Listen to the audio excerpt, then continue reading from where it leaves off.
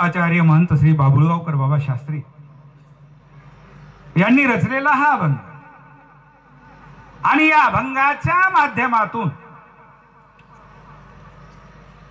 या संतांनी देवाजवळ असं घराणं मांडलेलं आहे तुमच्या आमच्यासाठी सर्वांसाठी की हे देवा वाघिणीच्या बाळा लावी तोशी लळा रोष का दयाळा आम्हावरी। वाघ काय वाघ आणि तिचा बाळ वाघिणीचं बाळ तेही वाघ छावा काही नाही। मी म्हणतो त्या वाघिणीचं नुसतं बाळ जरी इथं आलंच घुसलंच मधात मंडपामध्ये वाघ तर जाऊच द्या पण पिल्लू जरी आलं आणि तुम्हाला कळलं की हे वाघाचं आहे काय परिस्थिती होईल? तुम्ही आम्हाला या स्टेजला सोडून नक्कीच पळून गेल्याशिवाय राहणार नाही कारण वाघ आहे। म्हणून अशा त्या बाळावरती त्या प्राण्यावरती तू लळा करतोस आणि आमच्यावर रोष का असे घराणे। आणि म्हणून सर्वज्ञ श्री चक्रधर प्रभूंच्या सानिध्यामध्ये सहवासामध्ये अनेक प्रकारचे पशु आले पक्षी आले वनचर आले जलचर आले। लीळाचरित्राच्या पानापानावरती जेव्हा आम्ही अध्ययन करतो वाचन करतो लीळा अवलोकन करतो त्यावेळेला आमच्या देवाने सर्वज्ञ श्री चक्रधर प्रभूंनी त्या पशुवरती पक्षावरती केलेले प्रेम आम्हाला दिसून येईल। स्वामींच्या सहवासामध्ये गाय आली रेडा आला रेडगावच आहे बैल आला पक्षी आले कितीतरी श्वान आलं कुत्रा आला म्हणजे श्वान आलं असते असे अनेक प्रकारचे प्राणी आले। गायी आलेले आहेत देवानं गायी राखलेल्या आहेत। नांदेडचं चरित्र आपल्या सर्वांना माहिती आहे आणि म्हणून जिथे जिथे हा भारद्वाज पक्षी आला स्वामींच्या सानिध्यामध्ये असे अनेक प्रकारचे बेडुकापासून सापापासून सर्व पशु पक्षी स्वामींच्या सहवासामध्ये आले स्वामींना वेधले काही ठिकाणी स्वामींनी त्यांना स्पर्श केला सुखदान देऊन टाकलं। अशा या सर्वज्ञ श्री चक्रधर प्रभूंच्या अनेक लीळामधून आपल्याला एका एका प्राण्याचा मला असं वाटतं की आता माणसाला गुण सांगितल्यापेक्षा आता प्राण्यातला सांगणं जास्त गरजेचं वाटायला लागलं। गोपाला गोपाला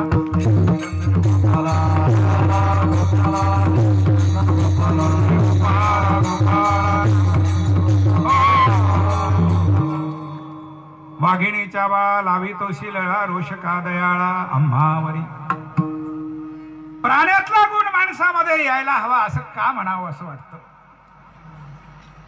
की परवा घडलेली जी घटना आहे आमच्या देशाच्या बॉर्डरवरती आहे का नाही माणूस आहे का तो नाही।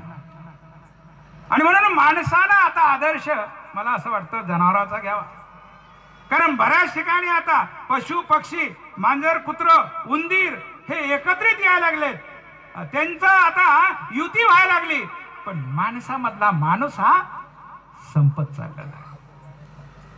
माणसामधला माणूस संपत चाललेला आहे आणि म्हणून ते माणसं जोडण्याचं काम माणसामध्ये माणुसकी ओतण्याचं काम जर कोण करत असेल तर ही जी बांधलेली मंदिर आहेत ना त्या मंदिराच्या माध्यमातून ते होत असतात। आणि म्हणून कदाचित आमच्या प्रेम मुनी दादांनी ठरवलं की या ठिकाणी खऱ्या अर्थाने आम्हाला आता माणसं घडवायची आहेत माणसामध्ये माणुसकीचा विचार निर्माण करायचा आहे आणि त्या दृष्टीनं या ठिकाणी भव्य दिव्य अशा श्रीकृष्ण मंदिराची उभारणी केलेली आहे। वाघिणीच्या बाळा लावी तोशी लळा रोष का दयाळा आम्हावरी। आणि म्हणून हे देवा आमच्या सर्वज्ञ श्री चक्रधर प्रभूंच्या सानिध्यामध्ये स्वामींचं एकांकामध्ये वास्तव्य आहे आणि त्या जाळीमध्ये सर्वज्ञ श्री चक्रधर प्रभू बसलेले आहेत आणि बस अशा वेळेला त्या जाळीमध्ये व्याघीण व्यालेली आहे. 2 पिले त्या ठिकाणी आहेत असे गोजीरवाणे, आणि ते पटकन येऊन स्वामींच्या मांडीवरती बसले. वाघिणी आहे ती. आता एक कुत्री जणलेली असते ना, आपले पोरं जर तिच्या जवळ गेले की नाही, ती धावल्याशिवाय राहणार, कारण ती माता आहे आणि तिचं ते प्रेम आहे, तिचं ते प्रेम आहे. आणि म्हणून माझ्या पिण्याला घेऊन जातात की काय, ही भीती तिला वाटते. पण भीती फक्त माणसाची वाटते, आणि म्हणून ती धावते. ही तर वाघीण आहे, हिला तर वाटणारच आहे. एक तर मनुष्य प्राणी म्हणजे मनुष्य वेश स्वामींनी स्वीकारलेला आहे, आणि तो माझ्या गुफेमध्ये, शिवाय माझे जे बाळ आहेत, जे लेकरं आहेत, जे पिले आहेत, त्याच्या मांडीवरती आहेत, ते कदाचित हा शिकार करतो की काय, आणि म्हणून ती क्रोधायमान होऊन आली, धावत आली स्वामींच्या अंगावरती. स्वामींनी बस कृपादृष्टीने तिला अवलोकन केलं, कृपादृष्टीने बघितलं, आणि ती सुद्धा एखाद्या कुत्रीपेक्षाही गरीब झाली. स्वामींच्या मूर्तीकडे पाहू लागली, वेधली ती स्वामींना. सुंदर रूप पाहिले देवा, सुंदर रूप पाहिले देवा,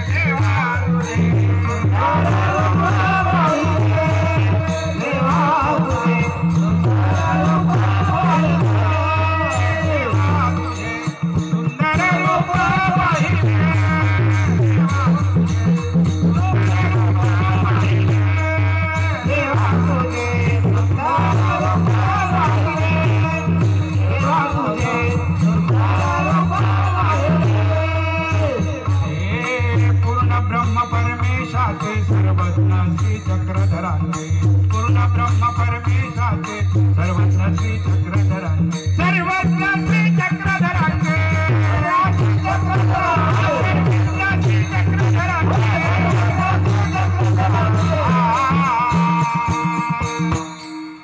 सुंदर रूप पाहिले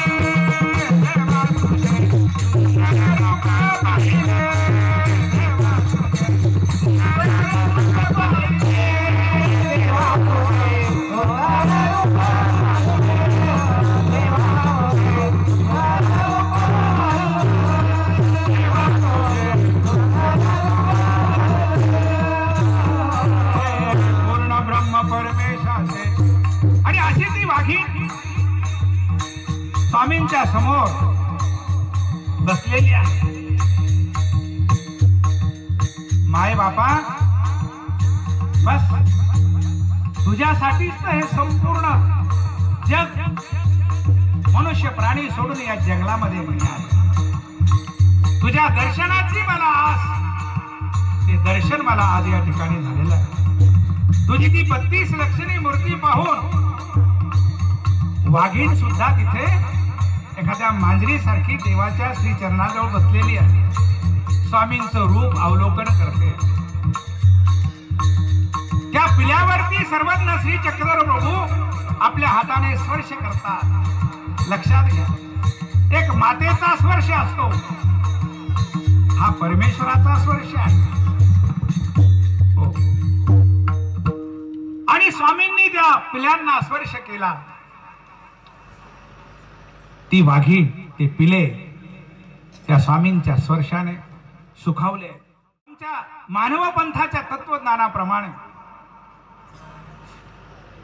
ज्या जीवाला, ज्या देहाला स्पर्श झाला, संबंध झाला, त्याचा उद्धार झाला.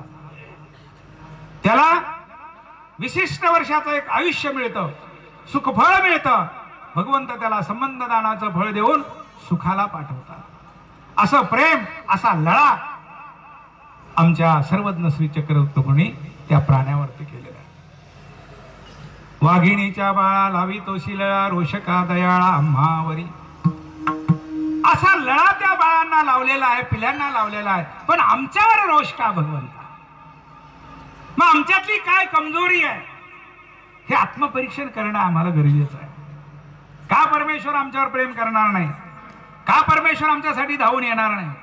जरूर येणार आहे, पण आम्ही त्या पद्धतीने राहिलो पाहिजे. आमच्यातला तर वाघ नेहमी डरकाळ्या मारतो. मग आमच्यामधल्या असलेल्या डरकाळ्या थोर पण पर्रा सांडीजे येथ उत्पत्ती अवघी विसरीजे, जय जगाधा कुठे होई जे ते जवळी कमाजी. आमच्यातला वाघ जागृत होतो, आमच्यातला अहंकार जागृत होतो आणि मग जिथे तिथे आम्ही डरकाळ्या मारत राहतो. कारण आमच्यामध्ये श्रीमंतीची डरकाळी आहे, आमच्यामध्ये शक्तीची ताकदीची डरकाळी आहे, विद्वत्तेची डरकाळी आहे. आणि म्हणून ते इथे चालणार नाही. एक मनुष्य होता, त्याचं आडनाव होतं वाघ. काय नाव होतं? वाघ. आता वाघ म्हणल्यानंतर त्यांना असं वाटतं खरोखरच वाघ. मग ते वाघासारखेच भीती दाखवायचे. मग कुठे गेले तरी या वाघ साहेब. वाघ म्हटले की त्यांची छाती फुगून जायची. गावामध्ये वाघ वाघ म्हटले की लोक बाजूला होऊन जायचे. तर माणूसच तसा होता, जसा नावाला होता तसा वागायला होता. त्यामुळे लोक घाबरायचे आणि वाघ म्हटलं की लोक घाबरायचे. वाघ साहेब आले, मग गावात त्यांचं वर्चस्व, तालुक्यात गेले ऑफिसमध्ये वर्चस्व, जिकडं तिकडं वाघ म्हटलं की लोक घाबरायचे. सगळी माणसं त्या माणसाला घाबरायची. या वाघ नावाच्या व्यक्तीला सगळे घाबरायचे. ते माणूस घाबरायला लागले की नाही की मग त्याचा अहंकार अधिक वाढत जातो, त्याची ताकद आणखी वाढत जाते. तसंच या वाघ साहेबाचं झालं. एक इन्स्पेक्टर त्यांना भेटले आणि ते म्हटले, का हो वाघ साहेब, सगळं गाव तुम्हाला घाबरतं, सगळा तालुका तुम्हाला घाबरतो वाघ म्हटलं की. हे मी डोळ्यानं बघितलेलं आहे, पण तुमच्या घरची बाई तुम्हाला घाबरत नाही, याचं कारण काय? म्हणे काय साहेब, मुद्द्यावर बोट ठेवलं म्हणे तुम्ही. नाही नाही, तुमची घरची बाई तुम्हाला घाबरत नाही याचं कारण काय? म्हणजे त्याचं कारण असं आहे की माझं आडनाव म्हणे वाघ आहे आणि माझ्या बायकोचं घरचं सासरचं नाव आडनाव काय? वाघ मारे. आता वाघाला मारणाऱ्यानंतर मग माणूस घाबरणार नंतर काय? माणूस सगळ्यात जास्त कशाला भीतो? कशाला भीतो? मरणार. माणसं सापाला, वाघाला, आता वाघ इथं घुसला तर माणसं का पळतील? तो धरतो, तो काय तुमचा फोटो घेणारा नाही, तुमच्याजवळ येऊन बसणार नाही, कारण तो माणसाला संपवतो. आताही काहीतरी मला वाटतं धुळ्याच्या जवळ, नंदुरबारच्या जवळ एक घटना घडली की एका माणसाला वाघानं फाडून टाकलं, कारण त्याच्या तावडीत गेल्यानंतर तो सोडत नाही. आणि म्हणून अशा वाघावरती त्या देवानं प्रेम केलेलं आहे. देवा, त्या प्राण्यावरती तू प्रेम करतो, तसा लळा आमच्यावरती का करत नाही? आमच्या लहानपणी एक गाणं यायचं, आपणही ऐकलं असेल. गाणं ऐकलं असेल की लळा म्हणजे प्रेम, लळा म्हणजे आवड, लळा म्हणजे थोडी जवळीक, असं म्हणायला काही हरकत नाही, वेगवेगळे अर्थ लावले तर. आणि म्हणून तो लळा, लळा शब्द त्यावेळेला गाजला आमच्या लहानपणी. हा बाई, माझ्या बकरीचा काय कोणाशी लागला लळा? तर तो लळा नाही, ईश्वराचा लळा आपल्याला लागला पाहिजे आणि आपला ईश्वराला लागला पाहिजे. म्हणून वाघिणीच्या बाळा लावी तोशी लळा, रोष का दयाळा आम्हावरी. आणि म्हणून हे परमेश्वरा, आमच्यावर तू रोष का धरतो? अजून मधून तुम्हाला उतरायला काय हरकत नाही बरं. श्री चक्रधरानी जीव उतरिले, श्री चक्रधरानी जीव उतरिले, पाहू चला आज जाऊ स्वामीजींच्या दर्शनाला.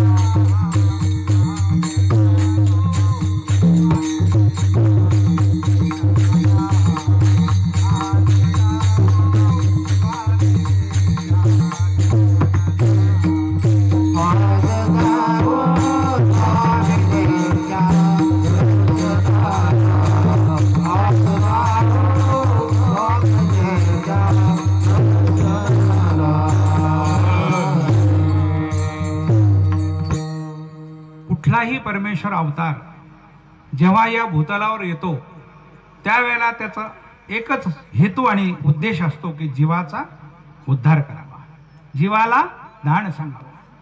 भगवान गोपाल कृष्णाने अवतार घेतला तर नुसता अवतार घेऊन राक्षसच मारले असं नव्हे. यदा यदा हि धर्मस्य ग्लानिर्भवति भारत, म्हणजे ते तर केलंच देवानं, परंतु ज्ञान सुद्धा अर्जुनाला निमित्त करून गीता आपल्यासाठी निरूपण केलेली आहे. आणि म्हणून जीवाचा उद्धार करणे, जीवाला ज्ञान सांगणे हा परमेश्वराचा एकमेव उद्देश आहे. आणि म्हणून सर्वज्ञ श्री चक्रधर प्रभूंनी अनेक प्राण्यावरती प्रेम करत असताना वाघिणीच्या बाळा लावितोशी लळा, त्या वाघाला अनेक पशुपक्ष्यांना स्वामींनी जे प्रेम दिलं, परंतु या संप्रदायाचं एक महत्वपूर्ण वैशिष्ट्य आहे किंवा तत्व आहे जे वाघाशी संबंधित आहे की या पंथामध्ये, या पंथाचे आद कारण, मुख्य कारण जर कोण असतील तर ते श्री दत्तात्रय प्रभू. तर वाघाचा विषय निघाला तर आमच्या श्री मानव पंथाचं जे मूळ आहे ते आपण थोडंसं तिथपर्यंत पोहोचू आणि मग पुढे जाऊ. श्री चक्रपाणी महाराज या पंथाचे 3 नंबरचे अवतार आहेत. जो अवतार फलटणला झाला, काही दिवस प्रपंच केला, प्रपंचामध्ये उदासीनता आली आणि मग श्री चक्रपाणी महाराज माहूरच्या दिशेने निघाले. माहूरच्या दिशेने निघाले. गडावरती चढत असताना पहा, माणसं कसे स्वार्थी आहेत, माणसं कसे भित्रे आहेत. आणि चक्रपाणी अधिक बाकी पदयात्री करू त्यांच्यासोबत पवाय घेऊनी आपवा,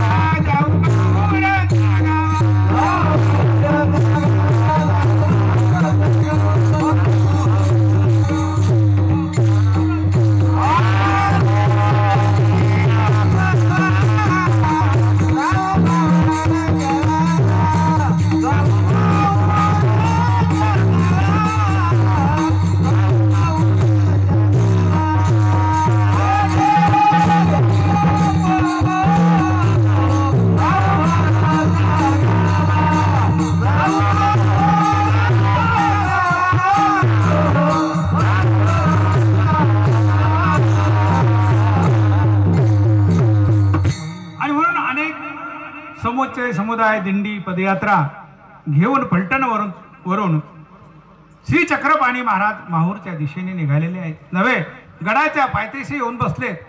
सगळे भक्तिजन समवेत आहेत, पदयात्रे करू दिंडीवाले समवेत आहेत. आणि गडावर चढता चढता काय झालं, अचानकपणे जाळीमधून वाघ निघाला. वाघ निघाल्याबरोबर वरील लोक वरी पळाला आणि खालील लोक खाली पळाला. खालचे लोक खाली आणि वरचे लोक वर पळून गेले. वाघ वाघ म्हणल्यानंतर श्री चक्रपाणी महाराज खाली बसले. तो वाघ आला, त्याला चक्रपाणी महाराजांच्या डोक्यावरती पंजा ठेवला आहे आणि हे जे तोंड आहे हे कुठं नेलं, कानाजवळ नेलं. पाहणाऱ्याला वाटलं आता काही खरं नाही, वरून पंजा आणि तोंड नेलं म्हणजे नक्कीच आता हे भक्षण केल्याशिवाय राहणार नाही. बस पंजा ठेवला, कानाजवळ तोंड नेलं आणि काही क्षणामध्ये हा जो काही सोहळा आहे, हा जो क्षण आहे हा संपला. वाघ अदृश्य झाला.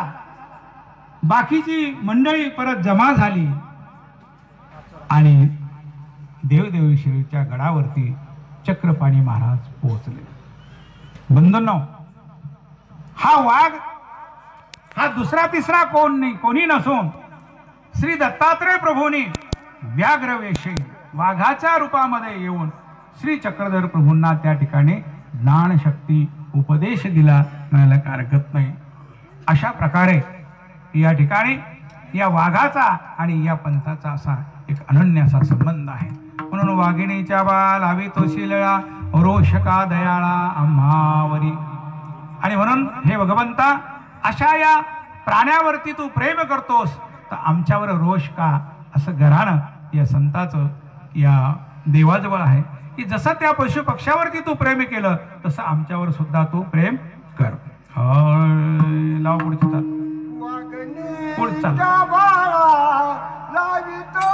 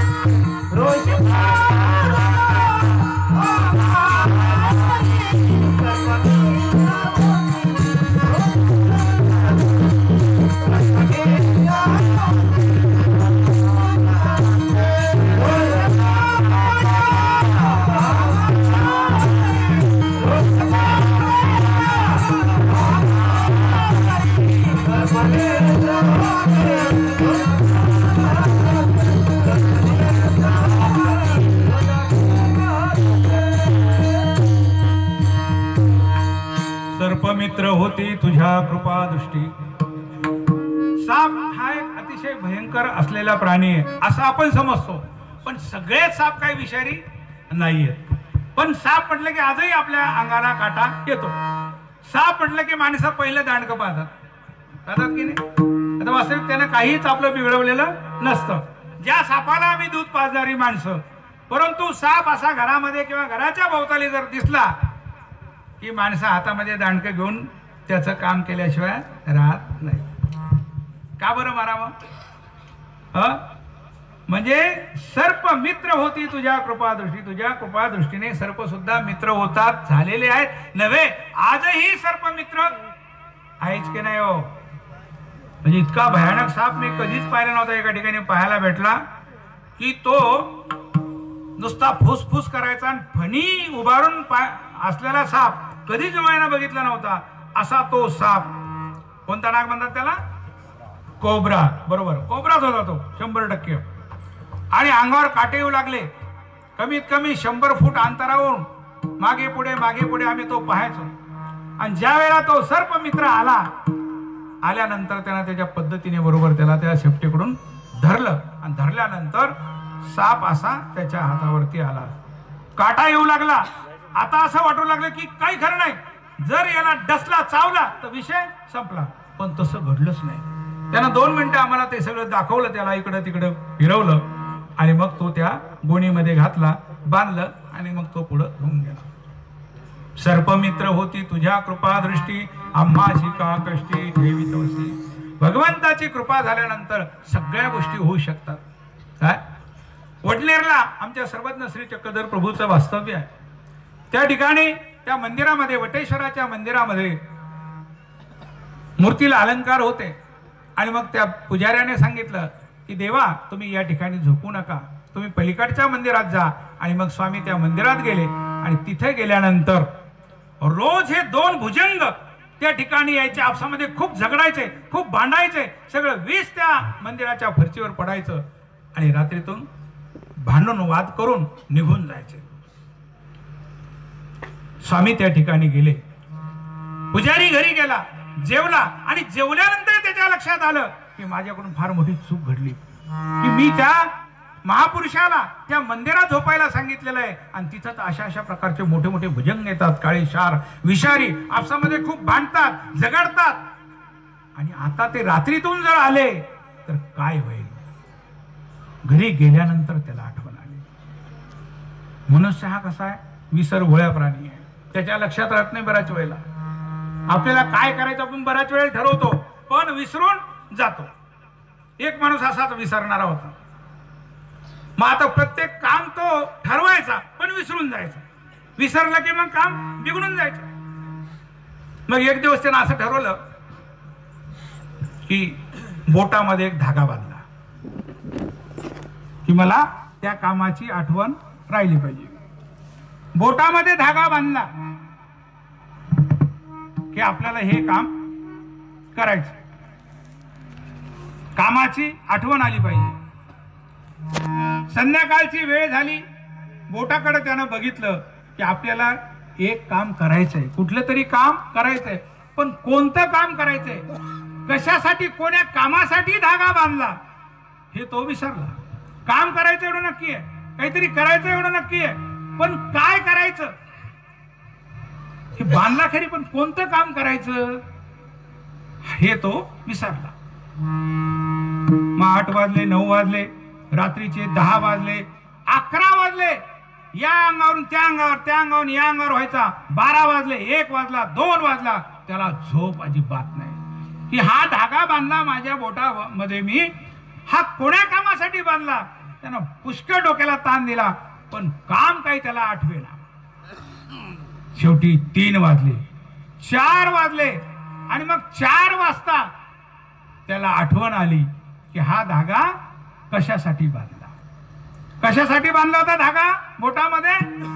की आज लवकर झोपायचं,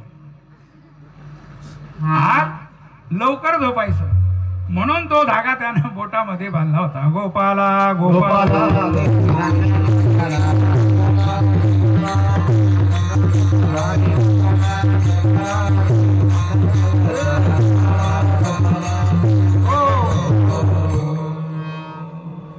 तर लय शांत शांत वातावरण झालेलं आहे.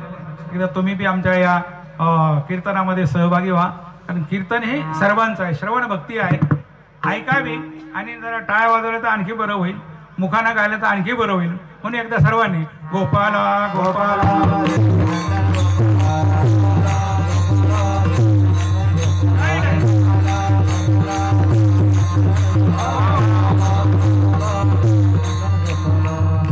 देवाची गुणाचे कीर्तन अथवा स्वधर्माचे वर्तन ऐकावयानार्थ कान कथा विधान. कीर्तन हे कशाचं आहे? देवाच्या गुणाचं. देवाचं गुणगान गाणे त्याला कीर्तन म्हणतात. ती कीर्तन भक्ती आहे. म्हणून मानव संप्रदायामध्ये देवाची गुणाचे कीर्तन, कीर्तनाची व्याख्या करत असताना भास्कर भट्ट बोरीकरांनी सांगितलं की देवाच्या गुणाचं कीर्तन आहे. माऊलींनी कीर्तनाचं महत्व सांगत असताना कीर्तनाचे आणि नटनाचे नाशिले व्यवसाय, जे नामच नाही पापाचे सततम कीर्तयंतो माम भगवंत.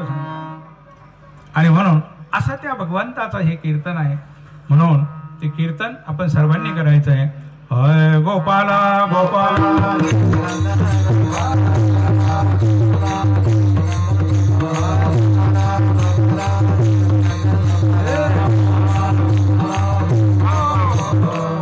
सर्पमित्र होती तुझ्या कृपादृष्टी, आम्हाशी का कष्टी ठेवितोसी.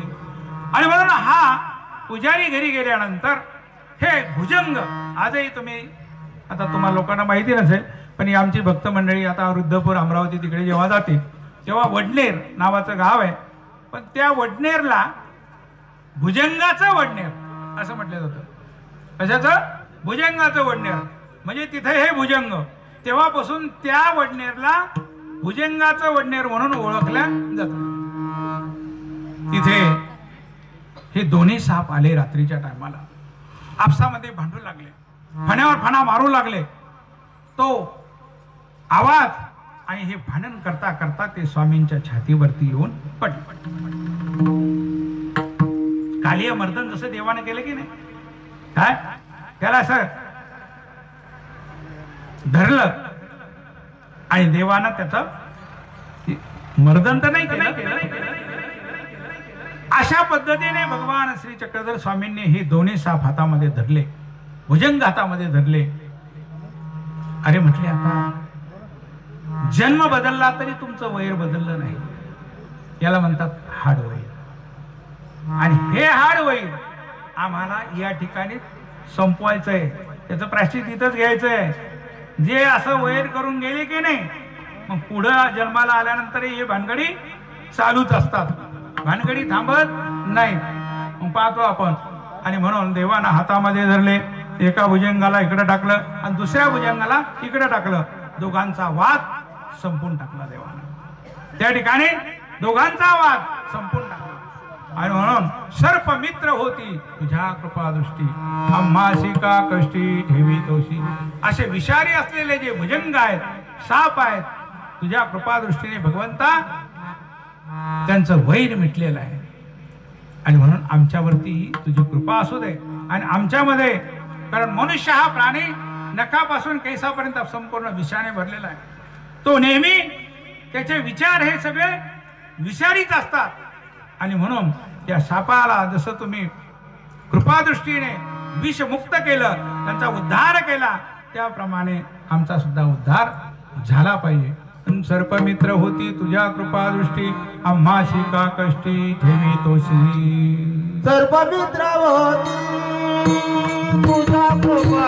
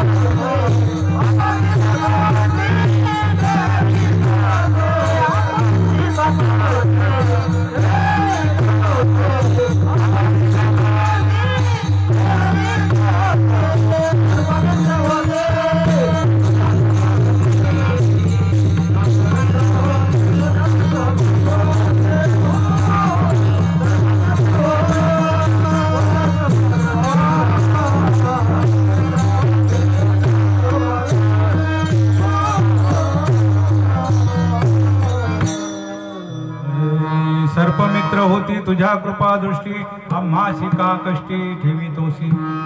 आणि म्हणून मनुष्य हा प्राणी सुद्धा सापापेक्षा त्याच्यात काही कमी विष नाहीये. काय तो भी भयंकर विषारी आहे. कारण साप जर माणसाला चावला की नाही त्याला सुद्धा लहरा येतात. माणसाचं सुद्धा विष त्याला चढतं आणि तोही कधी कधी संपतो. अशा प्रकारे विषारी माणसं आहेत. आमच्या सर्वत्र श्री चक्रधर प्रभूचं एक वैशिष्ट्य आहे, लक्षात घ्या. या पंथाचे प्रथम आचार्य हे एक असेच त्यांच्यावरती आघात झाला. आणि आघात झाल्यानंतर आजही माणसं काही विकृत रूप धारण करतात. बहुतांशी माणसं, काही संकट आलं, काही आघात झाला, घटना घडल्या, तर बहुतांशी माणसं हे व्यसनाच्या अधीन जातात, दारूच्या अधीन जातात आणि कुठेतरी स्वतःला म्हणजे हे दुःख विसरण्याचा प्रयत्न करतात. पण त्यानं दुःख थोडंच विसरणार आहे. त्यानं तर तुमचं दुःख वाढणार आहे. तुमचं दुःख वाढेल, तुमच्या परिवाराचं सुद्धा दुःख वाढणार आहे. त्याला कारणीभूत तुम्ही व्हाल. आणि म्हणून त्यांना तुम्ही शांत होणार नाही. त्यानं तुमचं दुःख संपणार नाहीये. असाच एक व्यक्ती आमच्या सर्वज्ञ श्री चक्रधर प्रभूच्या सहवासामध्ये आला, सानिध्यामध्ये आला, ज्यांचं नाव आहे नागदेव. हेही पूर्वाश्रमीमध्ये कुठल्या आघातामुळे हातामध्ये नंगी तलवार, एक अशी आडवी वेणी, दरोडे टाकायचे, लोकांना मारायचं, भांडायचं. नागदेव म्हटलं की सगळी माणसं घाबरून जायची. बस अशा प्रकारचं हा नागदेवाचं रूप. स्वामींचे शिष्य त्यांच्या आईला आणि भगिनीला काही ब्रह्मविद्या शास्त्र निरूपण करतायत. त्यानं ते दुरून बघितलं. तरुण विधवा असलेली बहीण, आपली आई एका झोपडीमध्ये, आणि हा महात्मा. बस मनामध्ये एक संशयाची पाल चुकली आणि तिथं तो आईला बोलला, म्हणजे आई, अरे याच्यासाठी झोपडी बांधली का? ही माझी तरुण बहीण, हा तरुण महात्मा, आणि हे काय चाललंय काय? अरे म्हणे नागदेवा, असं काय बोलतोस? मी तिची आई आहे. आई या सगळ्या गोष्टी या स्तरापर्यंत जाऊ देईल का? तू बोलतोस काय? परंतु तो अवतारच तसा होता, तो स्वभाव तसा होता, तो मनुष्य घडलाच तसा होता. आणि मग ते महात्मेही घाबरले. तलवारीच्या टोकाने त्यांच्या चपला अशा भिरकावून दिल्या, घाबरले आणि एका झाडाखाली जाऊन बसले.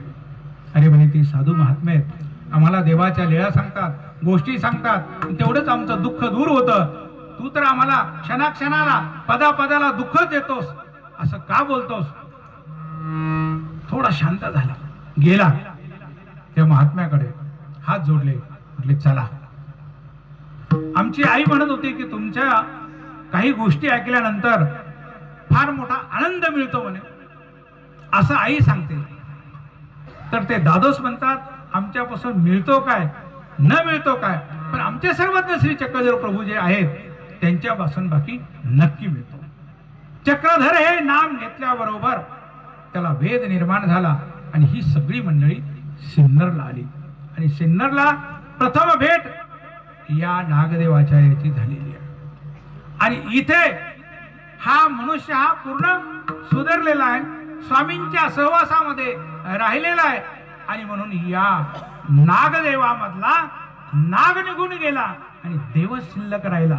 बंधूंनो, सांगायचं तात्पर्य हे आहे की स्वामींच्या प्रयाणानंतर, स्वामी उत्तरपंथीला गेल्यानंतर या संप्रदायाची धुरा ही दुसरी तिसरी कोणावर नसून त्या नागदेव आचार्यावरती या संप्रदायाची धुरा आहे. म्हणून अशा प्रकारे प्रभूच्या सानिध्यामध्ये आल्यानंतर, त्यांच्या सहवासामध्ये आल्यानंतर, त्यांचं श्रवण ऐकल्यानंतर निश्चितच सापासारखा असलेला विषारी मनुष्य हा माणूस झाल्याशिवाय राहत नाही. अशा प्रकारे सर्पमित्र होती तुझ्या कृपादृष्टी, आम्हाशी का कष्टी ठेवी तोशी. पुढचं कडवं. चोरांचा संगत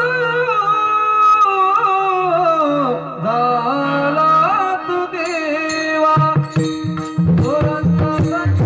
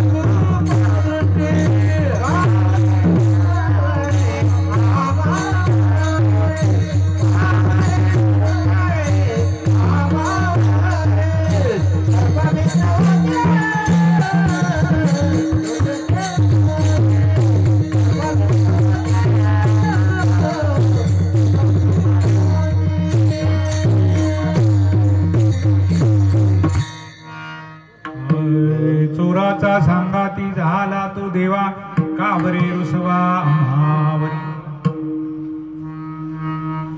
चोराचा सांगाती झाला तू देवा का बरे रुसवा आम्हावरी.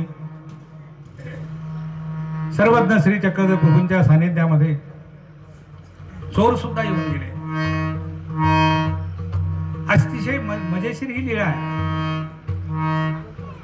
की एका सावकाराची घोडी चोरीला गेली आणि तो चोर घोडी घेऊन निघून गेला. सर्वज्ञ श्री चक्रधर प्रभू एका ठिकाणी बसलेले आहेत. सावकाराचे जे सेवक आहेत, शिपाई आहेत, ते चोराला शोधतायत आणि स्वामींचं वास्तव्य त्या मठामध्ये. अरे म्हणे हा त्या चोराचा नक्कीच सोबती असायला पाहिजे, हा त्याला न्यायला आलेला आहे. मग त्या शिपायाने स्वामींना पकडलं. पूर्वी खोडा घालायचे पायामध्ये हातामध्ये. स्वामींना असं उभं केलं आणि स्वामींच्या पायामध्ये तो असा लाकडाचा खोडा घातला,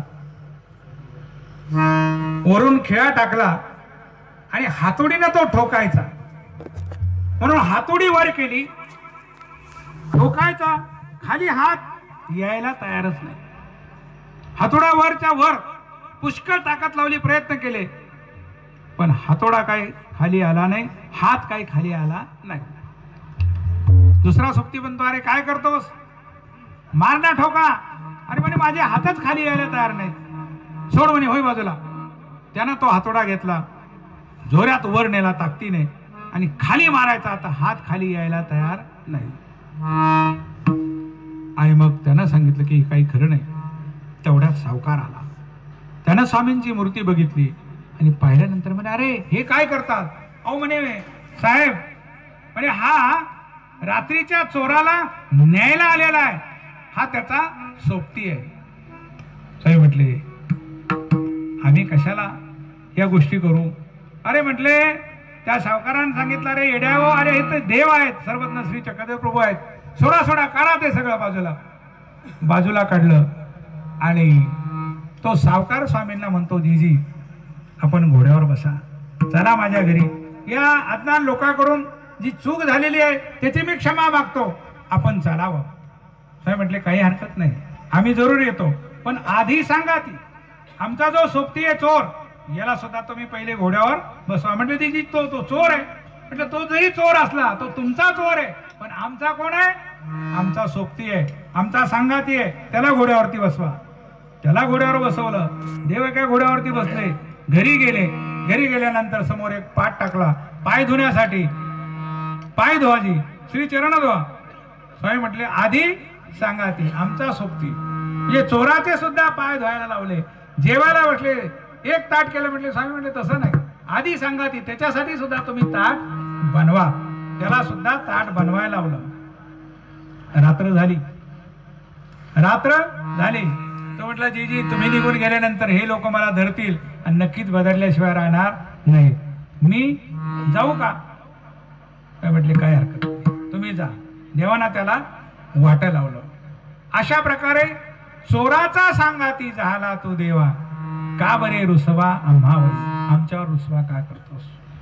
चोराचा सांगाती नव्हे, द्वापार युगामध्ये ब्रजे प्रसिद्धम नवनीत चोरम गोपांगणानांचे दुकुलचोरम अनेक जन्मार्जित पाप चोरम चोराग्री गण्यम कृष्णम नमामि. द्वापार युगामध्ये तर देव चोरच झाला ना, नाही की नाही, देव चोरच झाला. या युगामध्ये चोराचा सांगाती झाला आणि द्वापार युगामध्ये चोरच झाला. काय चोरलं त्याने, चोरलं काय, दागिने चोरले, कपडे चोरले नाही, दही दुधाची चोरी केली.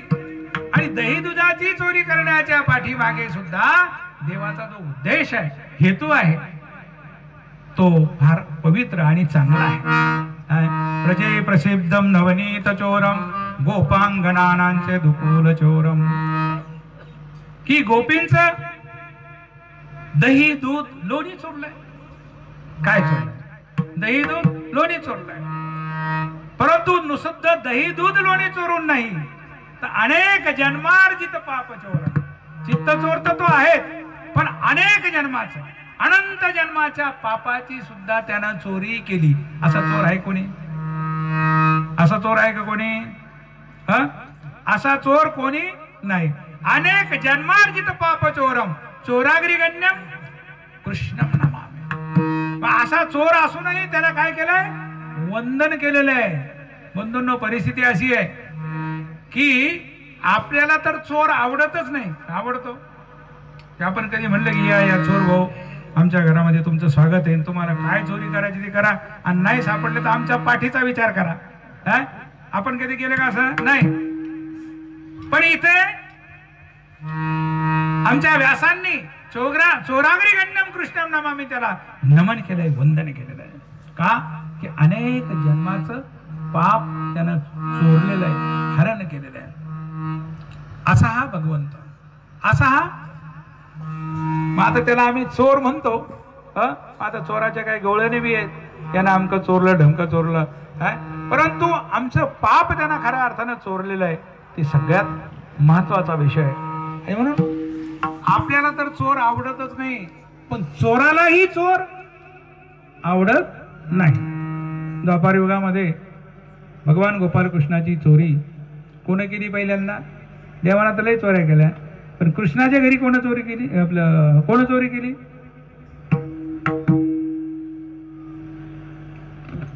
भगवान गोपालकृष्णाच्या घरी सुद्धा चोरी झाली. आणि ती बी कशाची? लक्षात आहे तुमच्या? गायींची. कोण होता चोर? ब्रह्मदेव. कोण नेल्या गायी चोरून? ब्रह्मदेवानं. ब्रह्मदेवानं सर्व गायी चोरून नेल्या. मग आता देव आहे तिथे. देवाने आपल्या सामर्थ्यानं शक्तीने जसे गोप, जशा गायी, जसे वासर, जसे रंग, जसा वर्ण, ह्या सगळ्या गोष्टी जशाला तशा निर्माण केल्या. तो वरून पाहायला लागला की हे तर जशाला तसंच आहे. एवढंच नाही, ब्रह्मदेव सुद्धा तसाच पद्धतीचा खाली त्याला वरून दिसायला लागला. त्याने स्वतःला चिमटा घेतला की मीच खरा आहे, तो खरा आहे. असा हा भगवान गोपालकृष्ण. चोराचा सांगाती जहाला तो देवा, का बरे रुसवा आम्हावरी. एका माणसाच्या शेजारी चोरी झाली. चोरी झाली आणि त्यानं कंप्लेंट दिली पोलीस स्टेशनला. पोलीस स्टेशनला कंप्लेंट दिली आणि पोलीस स्टेशन मधलं भांडण कुठे जातं आता? कोर्टामध्ये. आणि कोर्टामध्ये गेले की आपल्याला वकील लावाच लागतो. एक इकडचा वकील, एक तिकडचा वकील. तोही वकील सांगतो तुम्ही हारणार नाही, आणि हाही वकील सांगतो तुम्ही हारणार नाही. आणि मग आम्ही काही हो, हे विक ते विक, पण वकिलाच्या म्हणण्याप्रमाणे आम्ही सगळ्या पुढच्या गोष्टी करतो. पण आम्ही आपसामध्ये कधी जुळून घेणार. सर्वज्ञ श्री चक्रधर प्रभू म्हणतात, एकी कोठीचे बैल भांडती झुंजती, पर कुशीशी कुसलावोनी भैसती.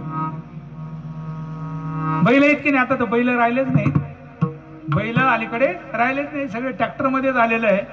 पण आता काही ठिकाणी आहेत, काही शौकीन लोक आहेत, पण काही जोड्या आपल्याला पाहायला मिळतात. सांगायचं तात्पर्य की हे बैल जेव्हा शेतामध्ये जातात, आपसामध्ये भांडतात, झुलतात, आणि परत घरी गोठ्यामध्ये आल्यानंतर शेजारी शेजारी बांधायचं. त्याला चारा टाकलेला आहे. मग काय म्हणतात त्याला इकडे? ते उसाचं काय म्हणतात त्याला? बांड्या किंवा कडबा, जे काय असेल ते घास हा टाकला, आणि ते अगदी कुशीला कोस शेजारी बसून ते खातात. आमचा वाद झाल्यानंतर आम्ही असं कधी शेजारी बसून खाल्लं का? आता आपला तर काही वाद झालाच नसेल. वाद झाल्यानंतर मग आम्ही तर पार 7 पिढ्यापर्यंत जातो. सर्व विकून मोकळं होईल, पण त्याची पाठ पाहिल्याशिवाय आम्ही राहणार. हे बैल आहेत, ते भांडत नाहीत, पण मालकाचे भांडण आहे. कोणाचे भांडण आहे? मालकाचे भांडण आहे. ते आपसामध्ये भांडतात. पहा आपण येतं तुमच्याकडे आहे की नाही काही, पण आमच्या मराठवाड्यामध्ये पुणे जिल्ह्यात काही पट असतो, शंकरपट म्हणतात त्याला, गाडं म्हणतात काही भागामध्ये. आणि मग त्याची शर्यत लागते त्या बैलांची, गाड्याची. आणि मग काही सेकंदामध्ये ती जोडी जर पहिल्या नंबरला आली तर पहिलं बक्षीस कोणाला मिळतं? कोणाला मिळतं? बैलाला, बरोबर आहे ना? मग पळाले बैल, नंबर आला बैलाचा, पण फेटा कोणाला बांधला? पळालो कोण? माझा याच्यात मालक मोठा का बैल मोठा? कोण मोठं आहे? हो, मालकाचं नाव कोण वाढवलं? बैलानं. कोण पोरगं बोलतं खाली? हा बरं, छान. हा, बैलानं वाढवलं. कोणाची जोडी आली? आमक्या पाटलाची जोडी आली. हार कोणाला घातला? पाटलाला घातला. फेटा कोणाला बांधला? पाटलाला बांधला. बैल कुठे? मंडपाच्या बाहेर. लोक काय त्याच्या पाया पडायला गेले? हेच आहे. बैल पळाले, शर्यत त्याने जिंकले, फेटा पाटलाला बांधला. कुत्रा आहे, आता पुढे येतोय विषय. तो कुत्रा खुनाचा शोध लावतो. एखाद्या ठिकाणी कुत्रे पळत जातात, कुठल्या तरी काट्या कोपाट्यामध्ये ते उचकतात आणि उकरतात आणि फरकन वर साडी निघून येते आणि मग ते अमक्याचं झालेलं मर्डर सापडलं. पेपरला बातमी, अमक्या साहेबांनी खुनाचा शोध लावला. पेपरला बातमी कोणाची आहे? साहेबाची. शोध कोणा लावला? मग आता कुत्र मोठं का साहेब मोठा? कोण म्हणायला पाहिजे? हा, म्हणजे पहा, शहाणी मंडळी बोलू शकत नाही, बोलणारच नाहीत ते. तुम्ही बोलसाल. आणि म्हणून शेवटी ते श्वान जरी असलं, कुत्र जरी असलं, तर माणसानंच त्याला प्रशिक्षण दिलेलं आहे. कारण जगामध्ये जेवढे प्राणी आहेत त्याच्यामध्ये बुद्धिमान प्राणी जर कोण असेल तर तो मनुष्य प्राणी आहे. आहार निद्रा भय मैथुनानि समानम चेतानि पशुभिर्नराणाम ज्ञानो हि को अधिको विशेषो ज्ञानेन हि ना पशुभि समाना. आहार निद्रा भय मैथुन. आपण झोपतो, जनावरं झोपतात, आपण खातो तेही खातात, आपल्यामध्ये मुलं बाळ होतात, त्यांच्यामध्ये आहेत. आपणही घर बांधतो आणि सुगरणी सुद्धा घर बांधतात. इथपर्यंत ते आणि आपण सारखे. मग फरक आहे कुठे? ज्ञानो ही एको अधिको विशेषो ज्ञानेन ही ना पशुभी समाना. ज्ञान नावाची वस्तू, बुद्धी नावाची वस्तू ही कोणाकडे? माणसाकडे. देही गोड देवाचे भजन,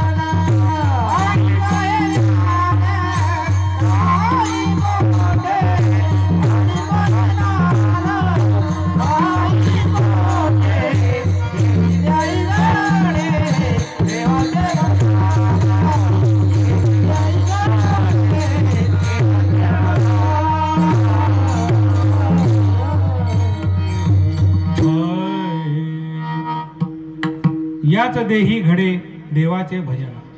कारण मनुष्य हा प्राणी सर्व अधिकारी आहे. भक्ती केल्याने तो स्वर्गात जाऊ शकतो आणि पाप केल्याने तो कुठे जाऊ शकतो? नरकामध्ये जाऊ शकतो. मनुष्य खालील जेवढ्या काही योनी आहेत ह्या सगळ्या योनी नरक योनी आहेत.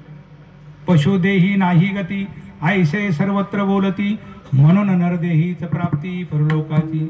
धन्य धन्य हा नरदेहो येथील अपूर्वता पाहो जो जो किजे परमार्थ लाहो तो तो पावे सिद्धी ते. हे मनुष्य जन्माचं वैशिष्ट्य आहे. आणि म्हणून या ठिकाणी आपण विचार करू शकतो. चांगले विचार जर तुम्ही करायला गेले तर तुम्ही संत महात्मे होऊ शकता, ज्ञानी होऊ शकता. आणि तो विचार डोक्यातून जर काढला तुम्ही तर परवा घडलेली जी घटना आहे, एक मनुष्य दुसऱ्याला मारण्यासाठी स्वतःची आहुती देऊ शकतो, म्हणजे तो त्या मार्गाला सुद्धा जाऊ शकतो.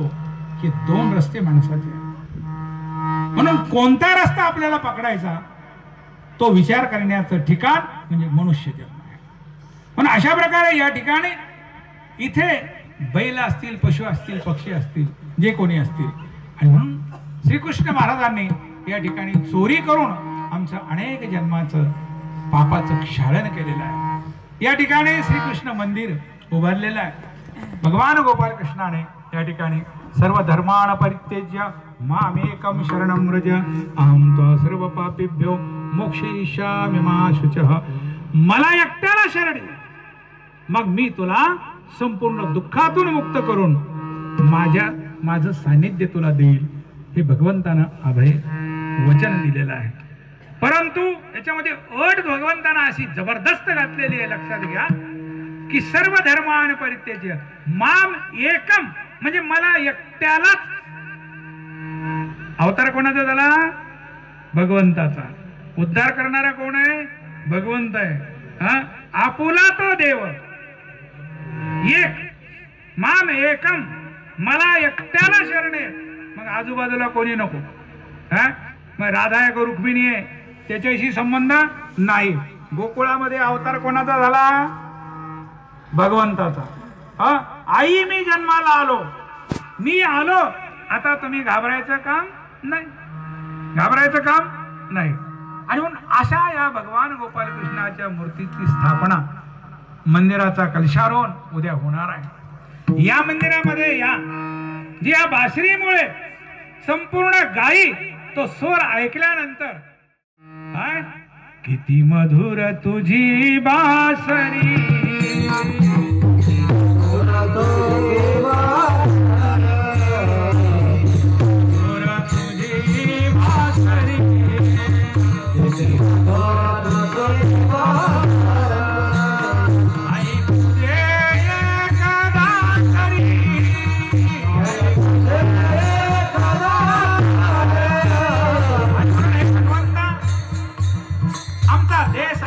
झालेला आहे, भयभीत झालेला आहे.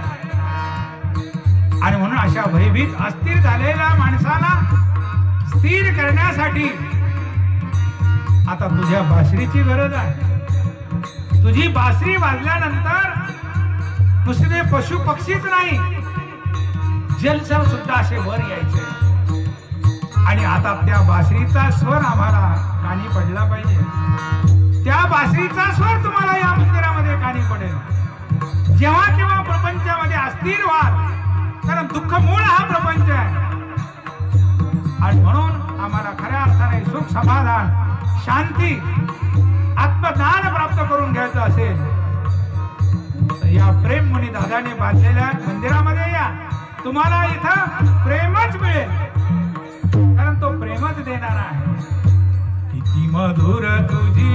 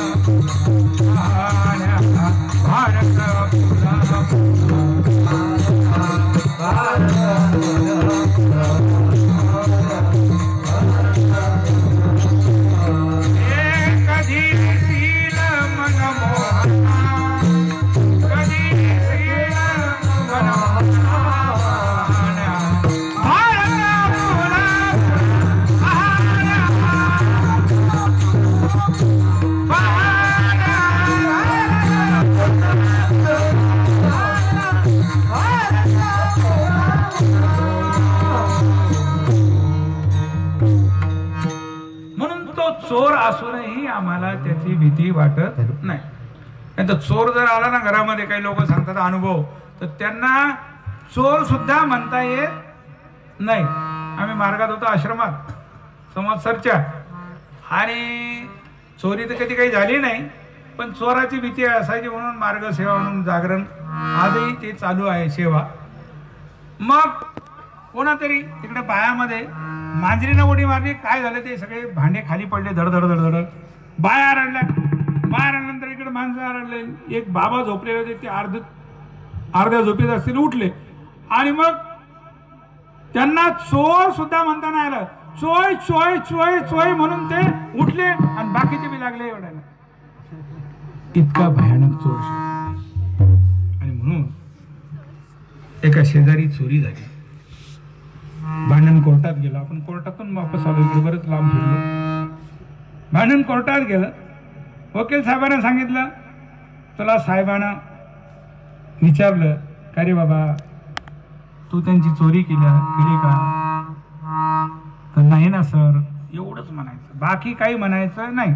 आणि तिथं चांगल्या चांगल्या माणसाची अक्कल काम करत नाही. तुम्ही किती हुशार असे, इकडे तुम्ही किती टोपे घाला लोकांना, पण कोर्टामध्ये वकील सांगल तसंच करावं लागतं.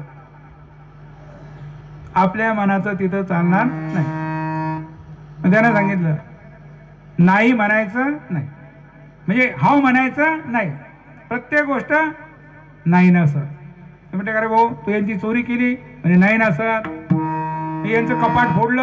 आणि नाही ना सर. त्याच्यातली सोनं काढलं? आणि नाही ना सर. पैसे काढले? नाही ना सर.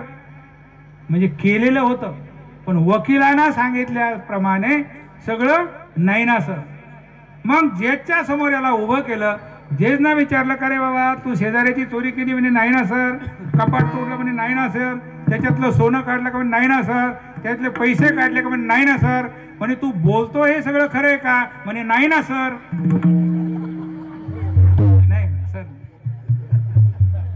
म्हणजे आमच्या अशा प्रकारच्या चोऱ्या होतात आणि कोर्टामध्ये त्या पचवल्या सुद्धा जातात. आता तो भाग वेगळा आहे. आणि म्हणून चोराचा सांगाती जहाला तू देवा, का बरे रुसवा आम्हावरी.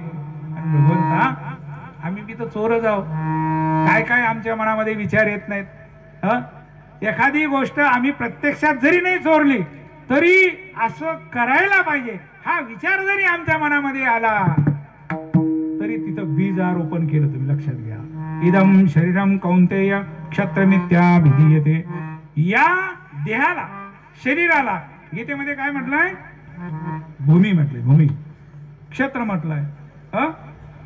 आणि ज्या भूमीमध्ये जे बीज तुम्ही टाकाल ते अंकुरित होणारच आहे. आणि म्हणून इथे तुम्ही मनामध्ये जरी विचार आला, त्याला काय? आगंतुक, अनारब्ध आणि प्रारब्ध, 3 प्रकारचे कर्म आहेत. किती? 3 प्रकारचे कर्म आहेत, लक्षात घ्या. आगंतुक, अनारब्ध आणि प्रारब्ध. आगंतुक म्हणजे मनामध्ये तुम्ही विचार केला, त्याला मानसिक म्हणतात. मनामध्ये जे आला तो वाचिक, म्हणजे बोलल्याशिवाय राहणार नाही. बोलल्याशिवाय राहणार नाही. ती शिबी मनामध्ये आणली की नाही, तो तोंडातून निघणारच. मारायचं म्हणलं की तो एखादी ठेवून देणारच. आणि म्हणून मानसिक, वाचिक आणि शारीरिक 3 प्रकारचे कर्म आहेत. म्हणून आम्ही सुद्धा काय आहोत? चोर आहोत. आता आम्ही म्हणजे मी तुम्हाला नाही धरणार, पण मी तर नक्कीच आहे. असायला पाहिजे. आणि अशा प्रकारे चोराचा सांगाती जहाला तू देवा, का बरे रुसवा आम्हावरी. आमच्या मधला हा असलेला जो भाव भगवंता तू काढून टाक, अशा प्रकारचं मागणं या ठिकाणी संताने मागितलेलं आहे. पुढील कडव्यामध्ये सोनवली काय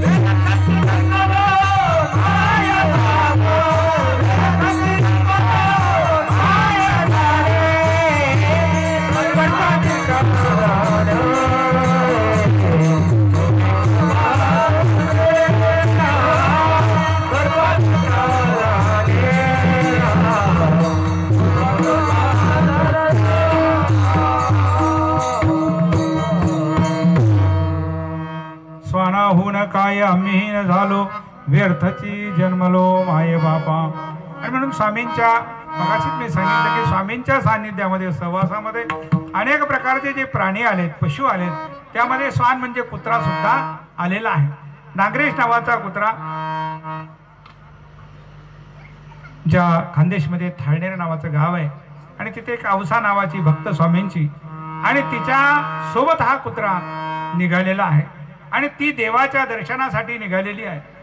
एक तित्र्या मोहराची कृष्णाची मूर्ती तिच्या जवळ हा कुत्रा निघालेले आहेत आणि स्वामींची भेट झालेली आहे. हा डांगरेश नावाचा कुत्रा स्वामींच्या सहवासामध्ये राहू लागला.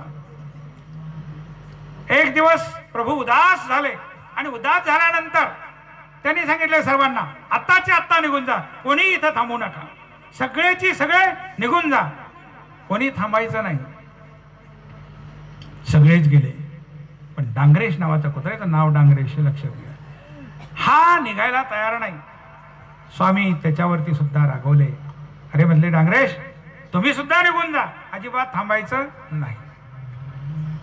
डांगरेश निघाला पण त्याला देवाचा विरह सहन झाला नाही. देवाला 5 प्रदक्षिणा मारल्या, गोदावरीच्या तडी आला आणि त्या चिखलामध्ये तोंड खुपसून डांगरेशनं स्वतःचा प्राण संपून टाकला. डांगरेश निघून गेला. सायंकाळ झाली, सगळी भक्तीजन आलेत. म्हटले डांगरेश नाही आला. म्हटले किती कुठं बसला असेल पोट भरत तुकडे मोडत खात. हा शोध घ्या, पहा. पाहिलं तर डांगरेशनं आपला देह संपून टाकला होता. म्हटले जी असे ना असं झालं. डांगरेश मरण पावला. भगवंत त्या ठिकाणी गेले, डांगरेशवरून हात फिरवला. अरे म्हटली, पहा तुमच्यापेक्षा सुने चांग बरे आहेत, ते आमच्याशिवाय जगू शकला नाही. हा एक फरक आहे आणि हा गुण आमच्यामध्ये निर्माण झाला पाहिजे, हेच या ठिकाणी संतांचं म्हणणं.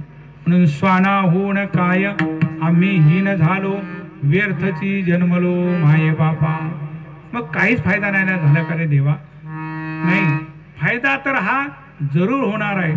आमच्यामध्ये सुद्धा तो भाव, ती भक्ती, ती श्रद्धा, ती आवड परमेश्वराबद्दल असलेली आमच्यामध्ये निर्माण झाली पाहिजे. म्हणून स्वानाहून काय आम्ही हीन झालो, व्यर्थची जन्मलो माये बाबा. आणि म्हणून सर्व प्राण्यामध्ये कुत्रा हा इमानदार प्राणी मानला जातो. काय इमानदार प्राणी त्याला मानला जातो. आणि आजही आपण पाहतो प्रत्येक सुखी माणसांच्या घरी कुत्रे आहेत. काही काही कुत्रे इतके आयुष्य आरामामध्ये आहेत की त्यांच्या आईबापाला खायला नाही, पण कुत्र्याला चांगल्या चांगल्या प्रकारचं खायला आहे. होऊ शकतं त्यांचं ते भाग्य असेल. आणि म्हणून स्वानाहून काय आम्ही हीन झालो, व्यर्थची जन्मलो माय बापा. माझ्या भिकाऱ्याचे भीक ही दारू, माझ्या भिकाऱ्याचे भीक ही दारू, माझ्या भिकाऱ्याचे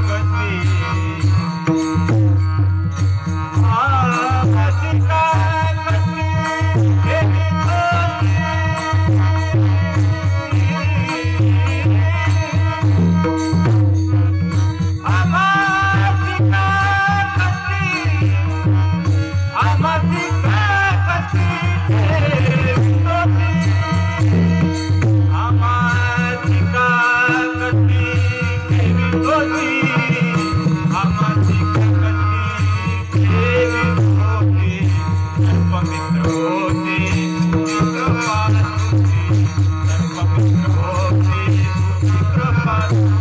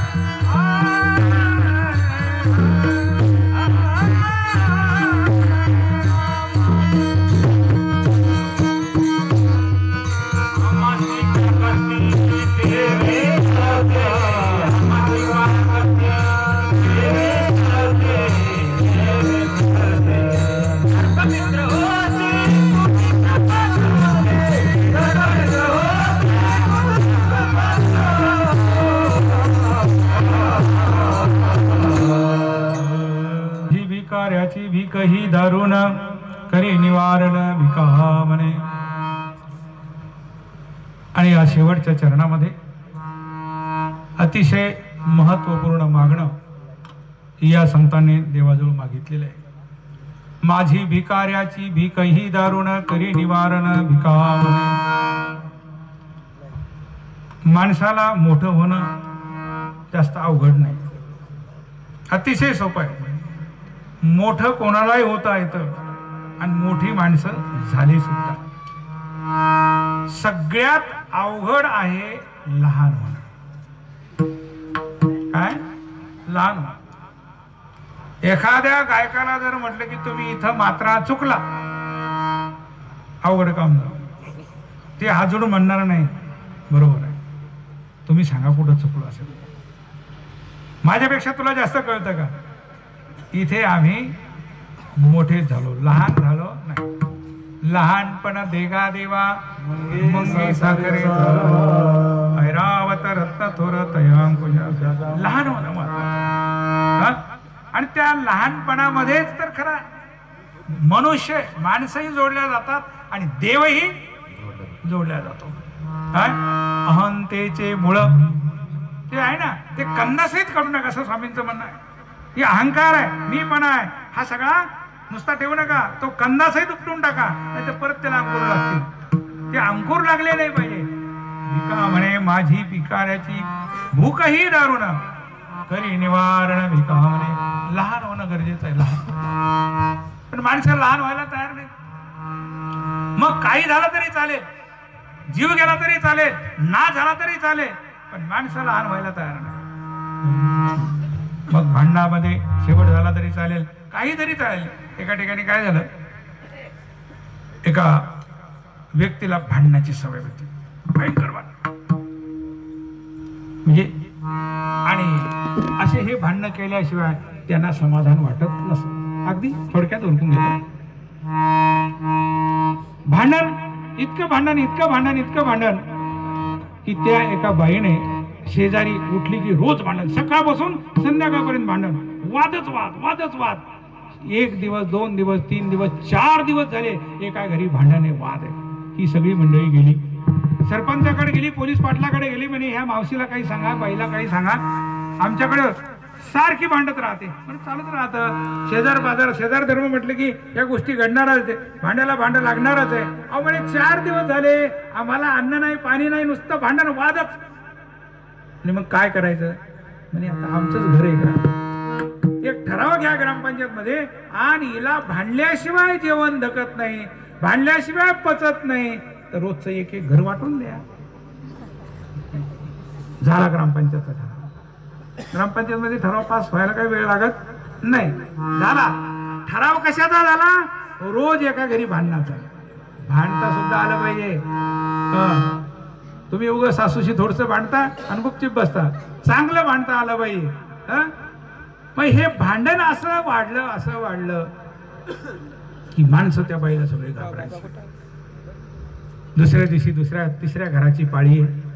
ती म्हातारी घाबरली, काही खरं नाही म्हणे. बाई सुनाला म्हणू लागली, उद्या ती आपल्या घरी भांडायला येईल आणि आता कसं होईल, माझा तर बीपी पहिलेच वाढला, आणि आता तुम्ही काही काळजी करू नका, ती आली ना तिला काही बडबड करू द्या, बोलायचं मौनम सर्व साधनम. तुम्ही गुपचूप बसा, काहीच होणार नाही. पण आपल्याकडून गुपचूप बसवल्या जात नाही, हा अहंकार आहे. लहानपण आम्हाला घेता येत नाही ना. आणि इथे लहान होणं गरजेचं आहे. बोलायचं नाही. ठरवलं दोघी सासू सुनानं, ही किती जरी बोलली तर बोलायचं नाही, तिने मारलं तरी बोलायचं नाही. झालं, ठरलं. इथे घरातला ठराव झाला.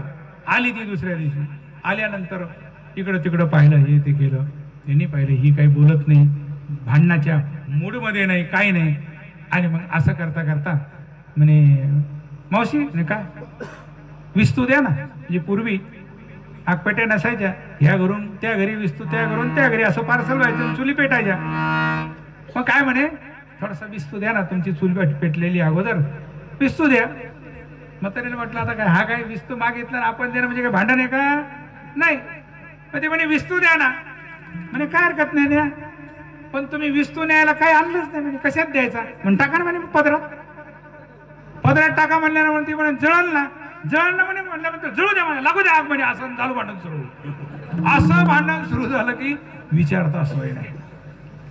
पलीकडच्या घरावालीनं ऐकलं भाऊ, ती म्हातारी तर लगेच थरथर थरथर कापायला लागली आणि लगेच मधल्या खोलीत गेली. सोनाला सांगितलं 2-4 गोदड्या माझ्या अंगावर टाक. काही खरं नाही, उद्या जर ती आली तर म्हणे आता तुम्ही काहीच घाबरू नका, मी सर्व करते, तुम्ही चिंताच करायची नाही. अगं तिची सून तशीच म्हणत होती आणि शेवटी जे व्हायचं ते झालं. गेलं भांडण पलीकडं. गेल्यानंतर कुठे तुझी सासू? माझी सासू म्हणे गेली. कुठं? म्हणे भांडणांची तयारी करायला. भांडणाची तयारी म्हणे कुठे गेली? भांडणाची तयारी करायला. म्हणे गेली न्हाव्याच्या घरी गेली. म्हणे भांडणाची तयारी करायला. न्हाव्याच्या घरी गेली? कशाला गेली? म्हणे ती पूर्ण डोकं करून येणार म्हणे. म्हणे असं आहे का?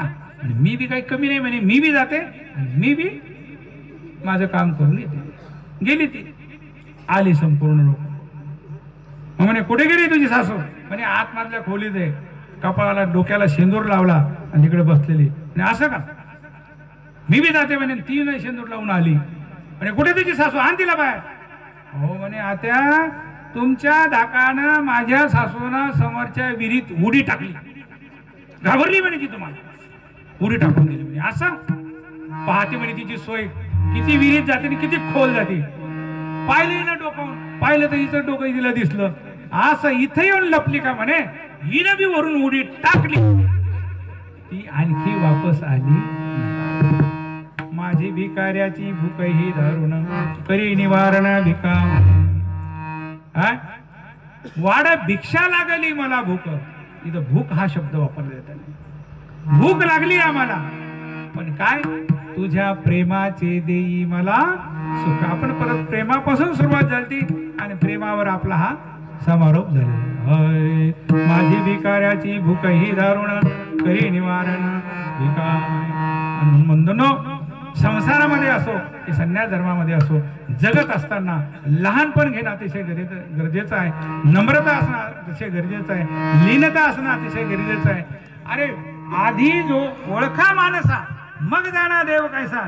तुम्ही मंदिरात येण्याच्या अगोदर तुम्ही एवढे लहान असायला पाहिजे की देवाला तुमच्याकडे पाहिलं पाहिजे. पण आम्ही देवाला पाहतो, आम्हाला असं वाटतं आम्ही देवाला पाहिलं, पण देव म्हणे माझा माणूस न दिसे. माणसाला देव दिसला पाहिजे. आजब तमाशा हा कसला, देवाला आम्हाला पाहायला हवं. आम्ही तर पाहतो मूर्तीला, तिने आम्हाला पाहायला पाहिजे. आणि त्यानं पाहायसाठी आमच्यामध्ये लीनता, नम्रता, त्याग, सहिष्णुता, प्रेम ह्या सगळ्या गोष्टी असणं अतिशय गरजेचं आहे. अतिशय गरजेचं आहे. धरा प्रेम मनी भूत मात्रांचे